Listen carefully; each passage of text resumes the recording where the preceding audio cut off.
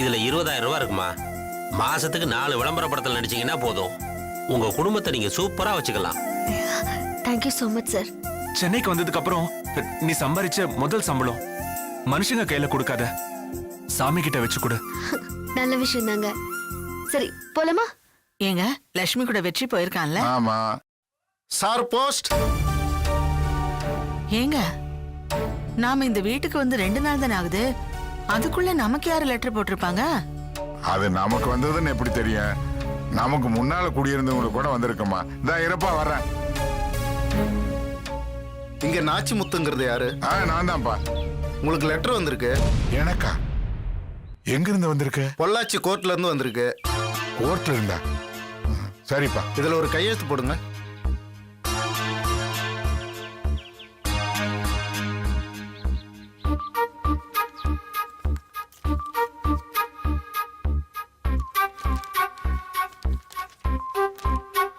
ஏன் அடுத்தவங்களுக்கு வந்த லெட்டர் எல்லாம் படிக்கிறீங்க? இது அடுத்தவங்களுக்கு வந்தது இல்லம்மா, நமக்கு தான் வந்திருக்குது. எங்க இருந்து வந்திருக்கு? பொள்ளாச்சி கோர்ட்ல இருந்து நம்ம இட விஷயமா விசாரணைக்காக கூப்பிட்டு இருக்காங்கப்பா. ஆமா, இந்த அட்ரஸ் அவங்களுக்கு எப்படிப்பா தெரியும்? ஏங்க லக்ஷ்மி தாங்க கொடுத்திருப்பா. அவதான் ஒரு நாளைக்கு ஒரு முறை வக்கீல் கிட்ட பேசிட்டு இருக்காளே.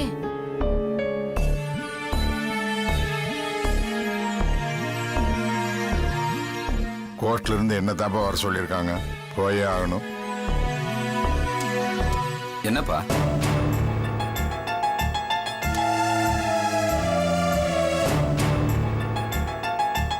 வள்ளியம்மா, என்னங்க கையில ஏதாவது பணம் வச்சிருக்கியா? என்ன கையில ஒரு 400-450 ரூபாய் இருக்குங்க. அப்படியா? அதை வச்சுக்கிட்டு ஊருக்கே போக முடியாத, அப்புறம் எப்படி திரும்பி வர்றது? வேற ஏதாவது சில்லற செலவு இருந்தா அதை பார்க்கணும். தங்கவேலு, உங்ககிட்ட ஏதாவது இருக்காப்பா? இல்லையப்பா. எப்படா 400-500 ரூபாய் வச்சுக்கிட்டு எப்படி போயிட்டு வர்றது? இந்த கேஸ் முடிஞ்சா நம்ம வாழ்க்கையே மாறுன்னு பார்த்தா கோர்ட்டுக்கு போகவே வழி இல்லையே.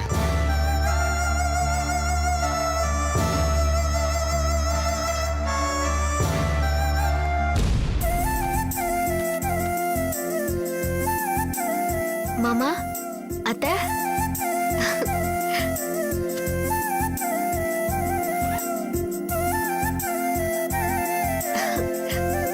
அத்தை இந்தாங்க. என்னம்மா இது? என்ன ஆசீர்வாதம் பண்ணுங்க. நல்லா இரு. என்ன இது? அத்தை, நான் விளம்பர படத்துல நடிச்சேன். ஆமா, அதுக்கு சம்பளம் கொடுத்தாங்க. சம்பளமா? ஆ, நான் ஒரு மாசம் கழிச்சு கொடுப்பாங்கன்னு நினைச்சேன், இப்பவே கொடுத்துட்டாங்களா? ஆமா அத்தை.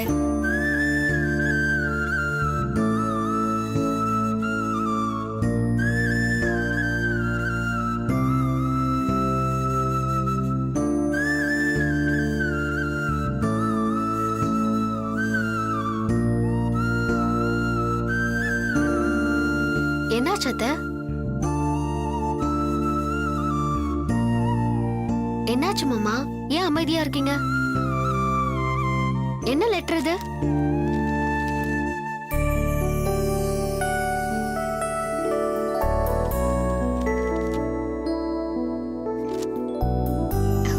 பரவாயில்லையே மாமா, நேத்து லாயர் கிட்ட பேசினப்போ வந்துரும்னு அவரே சொன்னாரு.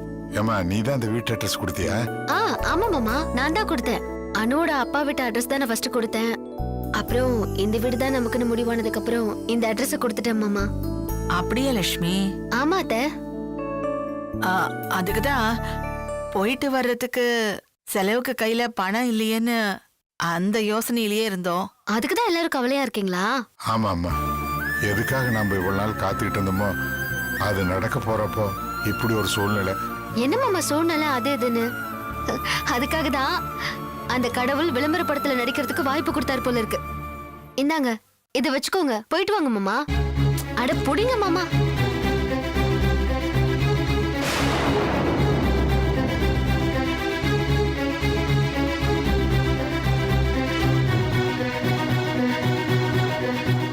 ஏமா, நிறைய இருக்கிற மாதிரி தெரியுதம்மா. 20,000 ரூபாய் இருக்கு மாமா, நீங்க எடுத்துட்டு போங்க.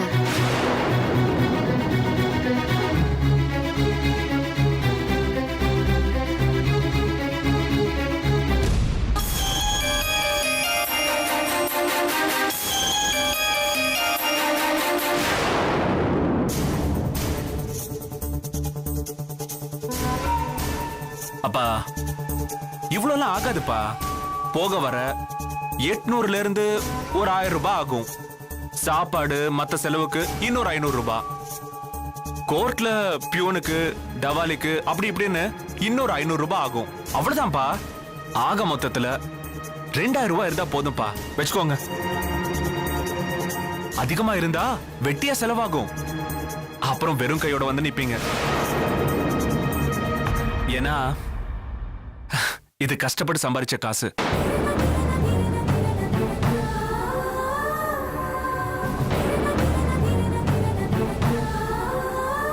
சரிப்பா, இத பத்திரமா வச்சிடுறேன்.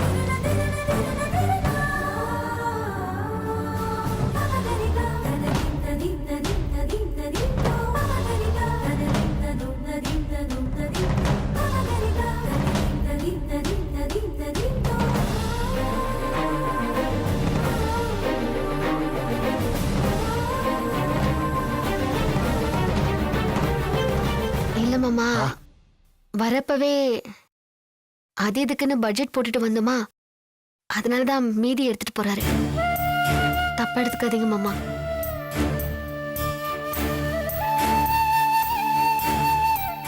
மாமா, இதுல 1000 ரூபாய் இருக்கு, இதையும் வச்சுக்கோங்க. எனக்கு கன்வீன்ஸ்னு கொடுத்தாங்க மாமா. சரிம்மா.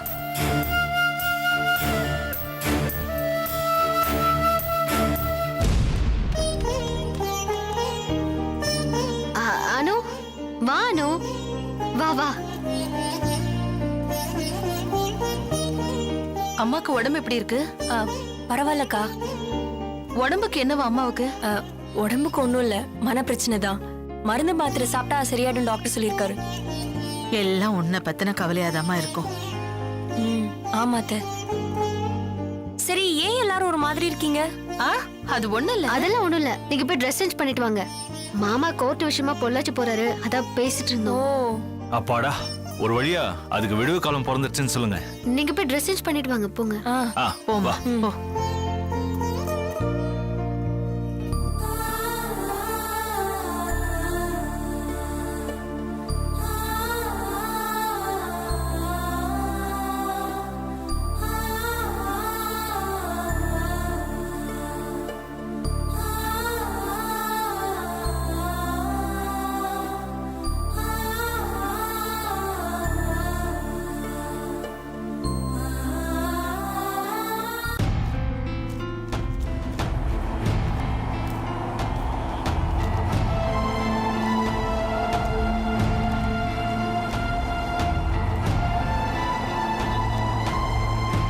என்னங்க ஆச்சு உங்களுக்கு? எதுக்கு அப்படி நடந்துக்கிறீங்க? நான் என்ன பண்ணேன்? மாமா கிட்ட எதுக்கு அப்படி நடந்துக்கிட்டீங்க? அவரோட மனசு எவ்வளவு கஷ்டப்பட்டிருக்கோன்னு தெரியுமா? லக்ஷ்மி, அவர் ஒருத்தர் மனசு கஷ்டத்தை பார்த்தா இந்த மாசம் முழுக்க இந்த குடும்பமே கஷ்டப்படும். அதனை நினைச்சு பாத்தியா?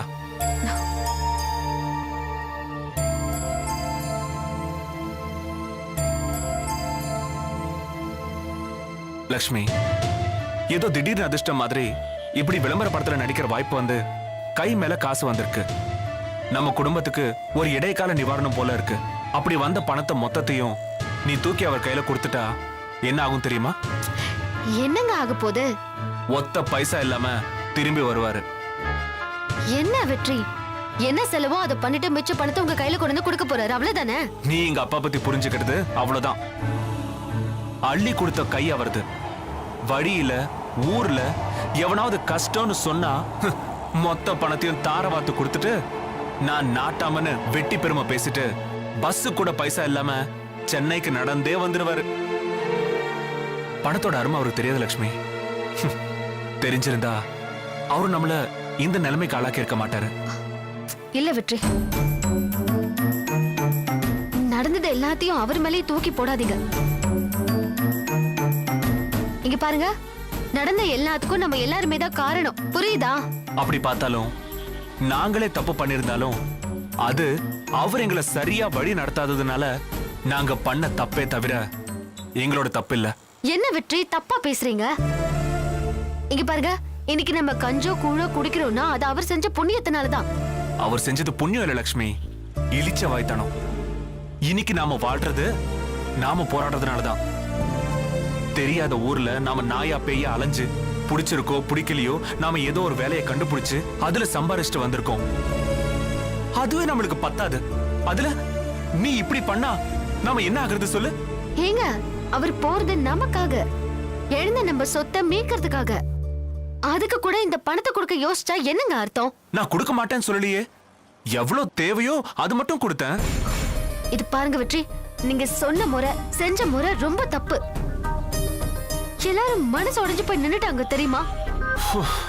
இங்க பாரு லட்சுமி, அவங்க மனசு இவங்க மனசுன்னு பாத்துட்டு இருந்தா நம்ம மனசு காலி ஆயிடும்.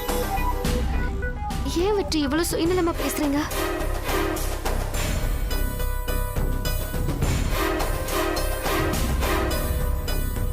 இந்த உலகத்துல ஜெயிக்கணும்னா சுயநலமா தான் இருக்கணும். பணக்காரன் ஆகணும்னா கஞ்சனா தான் இருக்கணும். பச்சாதாபம் பார்க்க கூடாது.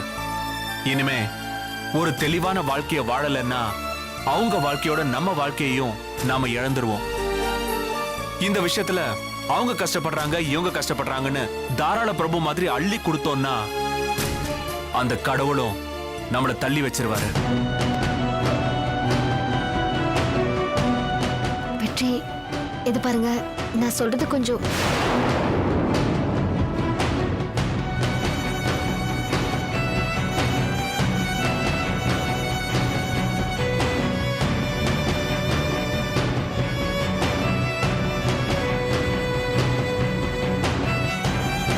லக்ஷ்மி, இனிமே நம்ம குடும்பம், நம்ம வாழ்க்கை, நம்ம குழந்தையோட எதிர்காலம் இது மட்டும்தான் நம்ம கண்ணுக்கு தெரியணும். அப்பதான் இது தழைக்கும் பிழைக்கும். இல்லனா நாமளும் நடுத்தெரு நாராயணா தான்.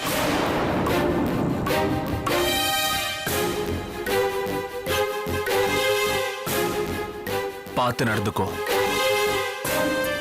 அடுத்தவங்க மனசை பார்க்கணும் தான், நான் இல்லைன்னு சொல்லல.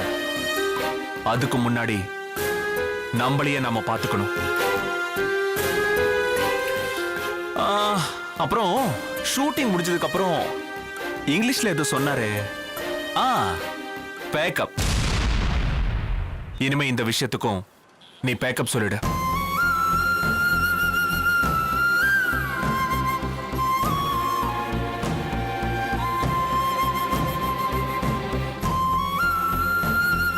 வெற்றி, நீங்களே அப்படி பேசுறீங்க. இந்த சென்னை உங்களை இப்படி மாத்திருச்சா இல்ல வறுமை உங்களை இப்படி மாத்திருச்சா?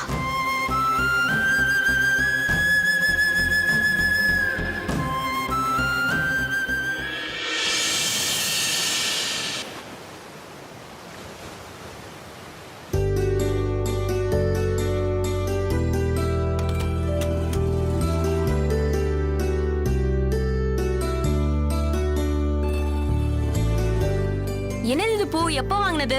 நேத்து உனக்காக வாங்கிட்டு வந்தது. அல்வாவா? இது எப்ப வாங்குனீங்க? இதுவும் நேத்து உனக்காக வாங்கினது. வேஸ்டா போக கூடாதுன்னு சாப்பிட்டுக்கிட்டு இருக்கேன். அதான் எதுவுமே நடக்கிறது இல்லையே.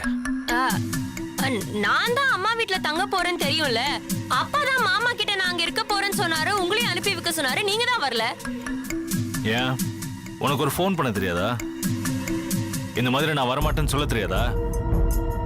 ராத்திரி பூரா நீ வருவேன்னு மல்லிப்பூவும் அல்வாவும் வாங்கி வச்சுதான் மிச்சம். இந்த மல்லிகைப்பூ அல்வாலாம் எவன் தான் கண்டுபிடிச்சானோ? பொண்ணுங்கன்னா அவ்வளவு சீப்பா போயிட்டோமா? மல்லிகைப்பூ அல்வாக்கெல்லாம் மயங்கிறதுக்கு பழைய விஷயத்த வச்சுக்கிட்டு இந்த காலத்துல. சரி, அப்போ உனக்கு என்ன பிடிக்கும்னு சொல்லு, அதை வாங்கிட்டு வந்து வைக்கிறேன். எதுக்கு இப்ப எனக்கு நீங்க ஏதாவது வாங்கி கொடுக்கணும்னு கேக்குறேன். ஏய், எதுக்குன்னு கேட்டா என்ன சொல்லுவேன்? எல்லாம் அதுக்குதான். ரொம்ப அசிங்கமா இல்ல? அன்னைக்கு தானே சொன்னேன் நமக்குள்ள ஏதோ வேணான்னு. டிஸ்டர்ப் பண்ண மாட்டேன்லாம் சொன்னீங்க. ஏய், நீ கூட தான் அன்னைக்கு சொன்ன எங்க அப்பாட்ட பேச மாட்டேன், ஆபீஸ்க்கு போக மாட்டேன்னு. நீ ஆபீஸ்க்கு போயிட்டு தானே இருக்க, உங்க அப்பாட்ட பேசிட்டு தானே இருக்க. அதுவும் இது ஒண்ணா சக்தி. நான் அதை பத்தி பேசிட்டு இருக்கேன், நீங்க அதை பத்தி பேசிட்டு இருக்கீங்க. அனு, நீ சீரியஸா தான் பேசிட்டு இருக்கியா? ஆமா, நான் சீரியஸா தான் பேசுறேன். முதல்ல ஜெயிக்கணும், அதுக்கப்புறம் தான் எல்லாமே. ஏய், இது நீ கல்யாணத்துக்கு முன்னாடியே சொல்லிருக்கணும், ஜெயிச்சாதான் கல்யாணம்னு. அதை விட்டுட்டு இப்போ வந்து சொல்ற கல்யாணம் முடிஞ்சதுக்கு அப்புறம். அப்போ நமக்கு எந்த பிரச்சனையும் இல்ல. இப்போ குடும்பம் நடத்துறதே பிரச்சனையா இருக்குல்ல? தாம்பத்தியத்துக்கான மனநிலையில நான் இல்ல. ஒரு பக்கம் குடும்ப கஷ்டம், இன்னொரு பக்கம் எங்க அம்மா குடும்பம் சரியில்லை. இதுல எப்படி சக்தி? இப்படியே பேசிக்கிட்டே இருந்தா பேசிக்கிட்டே இருக்க வேண்டியதுதான். மனுஷனுக்கு பிரச்சனை இல்லாத காலம் எது? வயசும் போய் வாலிபமும் போய் எதுவுமே நடக்க போறதில்ல. நீ சொல்ற மாதிரி நாம செட்டில் ஆனதுக்கு அப்புறம் தான் எல்லாம்னா செட்டில் ஆக போறதும் இல்ல, எதுவும் நடக்க போறதும் இல்ல. எனக்கு தெரிஞ்சு நீ இதுக்கு சம்மதிக்காததுக்கு நீ சொல்ற காரணம் எல்லாம் பொய்ன்னு தோணுது. வேற ஏதோ ஒண்ணுக்காக நீ என்ன அவாய்ட் பண்றேன்னு தோணுது. வேற என்ன காரணம்? நீங்களே சொல்லுங்க. என்ன வேணா இருக்கலாம். ஏன் குழந்தை கலைஞ்சதுல இருந்து இன்னொன்னு உண்டாயி அதுவும் கலைஞ்சிருமோங்கிற பயமா கூட இருக்கலாம். அந்த பயத்துல உண்டானதானே கலையறதுக்குன்னு நீ நினைச்சு கூட இப்படி பண்ணலாம். யார் கண்டா? நான் நினைக்கிற காரணமா இருக்கட்டும், இல்ல நீங்க சொல்ற காரணமோ, ஏதோ ஒண்ணா இருக்கட்டும். ஆனா ஏதோ ஒரு காரணம் இருக்குல்ல.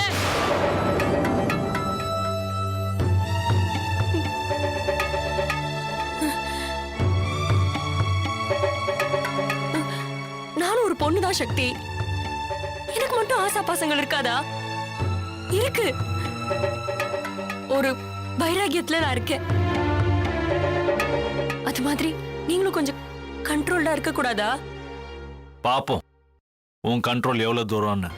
என்னால முடியும் சக்தி. என்னாலையும் முடியும். அதுக்கு ஒரு சரியான காரணம் இருந்தா. காரணம் இருக்கு.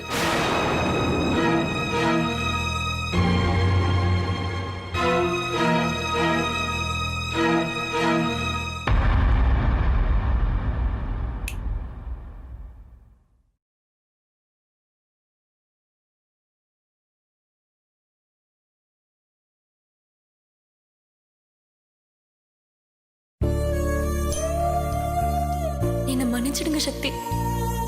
என்னால உங்ககிட்ட உண்மையான காரணத்தை சொல்ல முடியாது. சொன்னா நீங்க தாங்க மாட்டீங்க.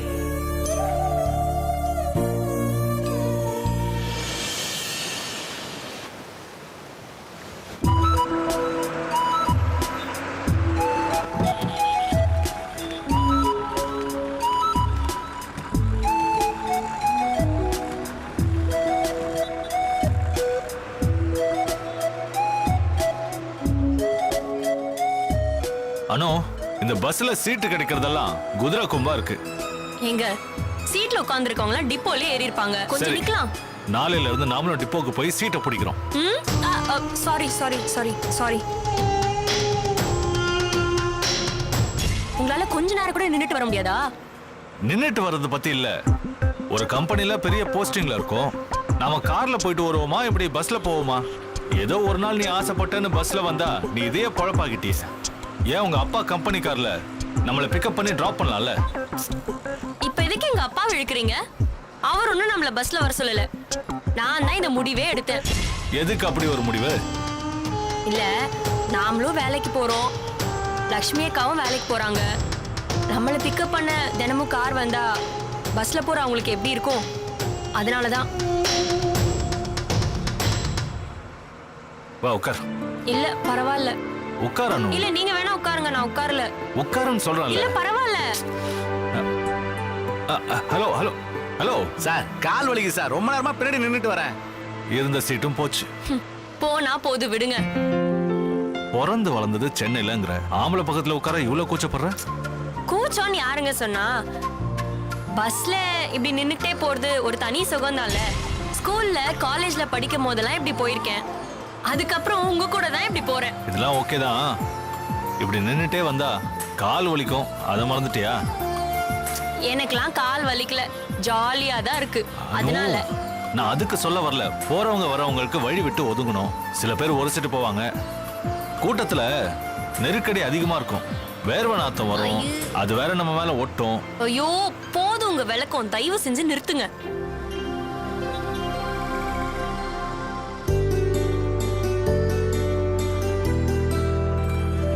அங்க உட்கார்.